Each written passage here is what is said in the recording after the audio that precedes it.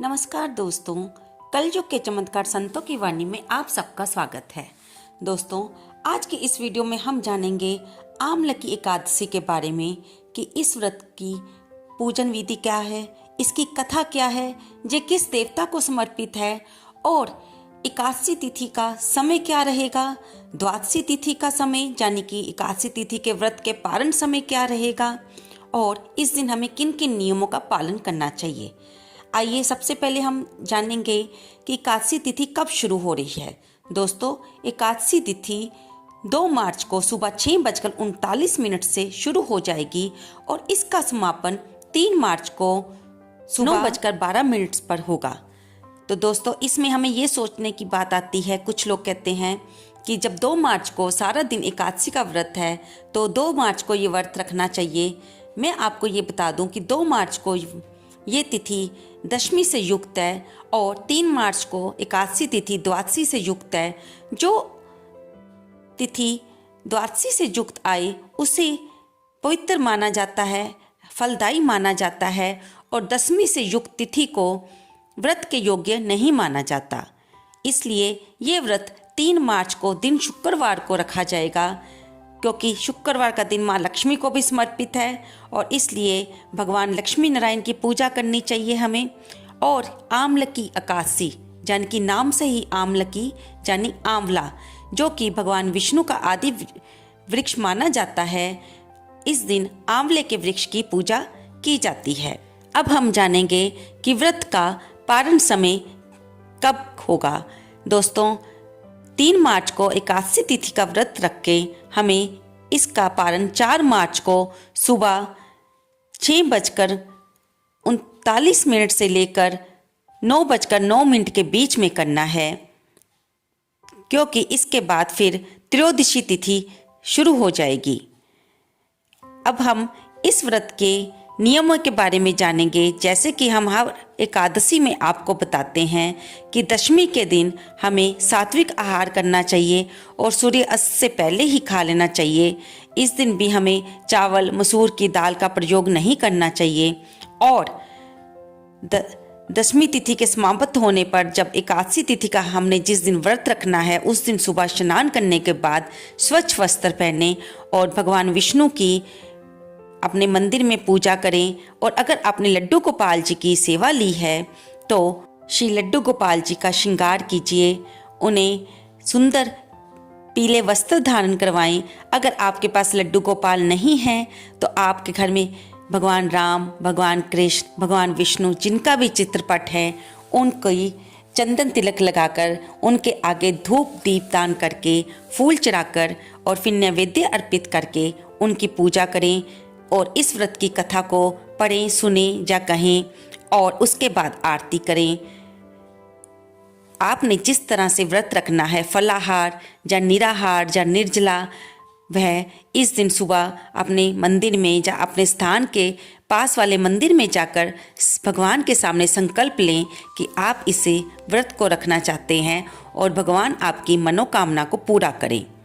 दोस्तों, अगर आप ये व्रत किसी मनोकामना की पूर्ति के लिए कर रहे हैं तो इसे सकाम व्रत कहा जाएगा। और व्रत रखते समय, संकल्प लेते समय भगवान के सामने अपनी मनोकामना रखें और उनसे आप प्रार्थना करें कि वे आपकी मनोकामना को पूरा करें। और इस दिन आप दूध, चाय और फल का सेवन कर सकते हैं। और अगर आप भूखे नहीं रह सकते तो एक समय आप कुट्टू के आटे की रोटी बनाकर खा सकते हैं। आइए अब हम सुनते हैं इस व्रत की कथा। होलिका दहन के 4 दिन पूर्व फागुन के शुक्ल पक्ष की इस एकादशी का नाम आमलकी एकादशी है। इस दिनों आंवले के वृक्ष में भगवान का निवास रहता है, इसलिए आंवले के वृक्ष के नीचे बैठकर भगवान की पूजा करने और आंवले खाने तथा दान करने का विशेष महत्व है।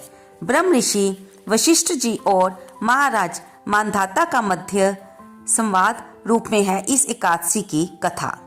त्रेता युग में एक दिन महाराज मानधाता ने ब्रह्म ऋषि वशिष्ठ जी से अनुरोध किया कि हे मुनिवर, यदि आप मुझसे प्रसन्न हैं तो कृपा करके मुझे ऐसा व्रत बताएं जिससे मेरा सब प्रकार से कल्याण हो। महर्षि वशिष्ठ जी ने उत्तर दिया, हे राजन, यूं तो सभी व्रत उत्तम हैं, परंतु इनमें सर्वोत्तम है आमलकी एकादशी व्रत। फागुन मास के शुक्ल पक्ष की इस आमलकी एकादशी का व्रत करने से सभी पाप नष्ट हो जाते हैं और 1000 गायों के दान करने के बराबर पुण्य प्राप्त होता है। अब आप इसकी कथा को ध्यान पूर्वक सुनिए। वैदिक नामक एक नगर में ब्राह्मण, क्षत्रिय, वैश्य और शूद्र चारों वर्णों के परिवार आनंद पूर्वक रहा करते थे। वहां पर सदैव वेद ध्वनि गूंजा करती थी। पापी, दुराचारी तथा नास्तिक कोई भी नहीं था। उस नगर में चित्ररथ नाम का चंद्रवंशी राजा राज्य करता था। सभी नगरवासी भगवान विष्णु के परम भगत थे और सभी नियम पूर्वक एकादशियों का व्रत किया करते थे। प्रत्येक वर्ष के समान फागुन मास के शुक्ल पक्ष की आमलकी एकादशी आई। उस दिन राजा, प्रजा तथा बाल वृद्ध सब ने हर्ष पूर्वक व्रत किया। राजा ने मंदिर में जाकर प्रजा के साथ कुंभ स्थापित किया और धूप, दीप, नैवेद्य, पंचरत्न आदि से धात्री देवता का यानी कि आंवले का पूजन करके वे स्तुति करने लगे। हे धात्री देवता, आप ब्रह्मा जी द्वारा उत्पन्न हुए हो और समस्त पापों का नाश करने वाले हो, अतः आपको नमस्कार है। कृपया मेरा अर्घ्य स्वीकार करें। आप रामचंद्र जी द्वारा सम्मानित हो। मैं आपसे प्रार्थना करता हूँ कि आप मेरे समस्त पापों को नष्ट करें। मंदिर में सबने रात्रि को जागरण किया। रात के समय वहां एक बहेलिया आया जो अत्यंत पापी और दुराचारी था। वे अपने कुटुंब का पालन जीव हिंसा करके किया करता था। उस दिन उसे कोई शिकार नहीं मिला था, अतः निराहार रहना पड़ा। भूख तथा प्यास से अत्यंत व्याकुल वह बहेलिया मंदिर के एक कोने में बैठ गया और विष्णु भगवान तथा एकादशी महात्म्य की कथा सुनने लगा। इस प्रकार उसने अन्य मनुष्यों की भांति सारी रात जागकर बिता दी।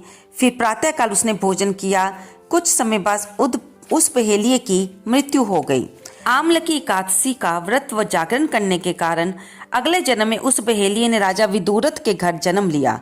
उसका नाम वसुरथ रखा गया। युवा होने पर वह चतुरंगनी सेना तथा धन धान्य से युक्त होकर 10,000 गांवों का पालन करने लगा। वह तेज में सूरज के समान, कांति में चंद्रमा के समान, वीरता में भगवान विष्णु के समान और क्षमा में पृथ्वी के समान था। वह अत्यंत धार्मिक, सत्यवादी, कर्मवीर एवं विष्णु भगत राजा बना। प्रजा का समान भाव से पालन, यज्ञ करना, दान देना उसका नित्य का कर्तव्य था। एक दिन राजा वसुरथ शिकार खेलने के लिए वन गए। देव योग से वह मार्ग भूल गया और रात्रि हो जाने पर उसी वन में एक वृक्ष के नीचे सो गया।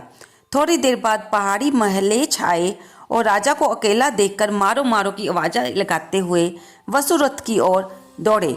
वे मलेच कहने लगे कि इसी दुष्ट राजा ने हमारे माता, पिता, पुत्र को और आदि संबंधियों को मारा है तथा देश से निकाल दिया है, अतः इसको अवश्य मारना चाहिए। ऐसा कहकर वे मलेच अस्त्रों का प्रहार करने लगे। अनेक अस्त्र शस्त्र राजा के शरीर पर गिरते ही नष्ट हो जाते और उनका वार पुष्पों के समान प्रतीत होता। अब उन मलेच्छों के अस्त्र शस्त्र उल्टा उन्हीं पर प्रहार करने लगे, जिससे वे घायल होने लगे। इसी बीच राजा को भी मूर्छा आ गई। उस समय राजा के शरीर से एक दिव्य स्त्री उत्पन्न हुई। वह स्त्री अत्यंत सुंदर वस्त्रों तथा आभूषणों से अलंकृत थी, मगर उसकी भ्रिकुटी टेढ़ी थी, आंखों से लाल लाल अग्नि निकल रही थी। वह स्त्री मलेच्छों को मारने दौड़ी और थोड़ी ही देर में उसने सभी मलेच्छों को काल के गाल में पहुंचा दिया। जब राजा सोकर उठा, उन मलेच्छों को मरा हुआ देखकर सोचने लगा कि इन शत्रुओं को किसने मारा है। वह ऐसा विचार कर ही रहा था कि आकाशवाणी हुई, हे राजा, इस संसार में विष्णु भगवान के अतिरिक्त कौन तेरी सहायता कर सकता है।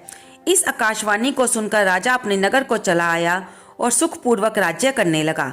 महर्षि वशिष्ठ जी आगे बोले, हे राजन, ये आमलकी एकादशी के व्रत का प्रभाव था।